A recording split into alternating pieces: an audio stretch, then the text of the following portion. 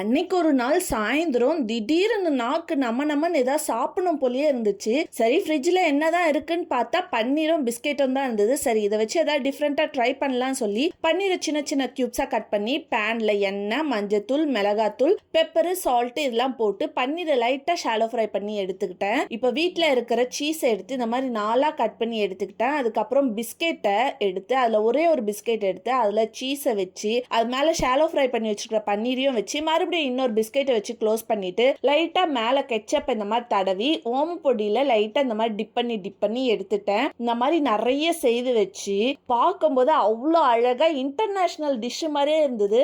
நம்மளுக்கா இவ்வளோ சூப்பரான டிஷ் எல்லாம் தோணுச்சுன்னு எனக்கே ஆச்சரியமா இருந்தது. சரி பார்க்கறதுக்கு அழகா இருக்கே, சாப்பிட்றதுக்கு அழகா இருக்கான்னு சொல்லி சாப்பிட்டு பார்த்தா சாப்பிட்றதுக்கும் அவ்வளோ டேஸ்டியா இருந்தது. நம்மளோட கிரியேட்டிவிட்டி சூப்பராகவே ஆயிடுச்சு. இந்த மாதிரி வீடியோஸ்க்கு ரிஷ்காரால் சப்ஸ்கிரைப் அண்ட் ஃபாலோ பண்ணிடுங்க.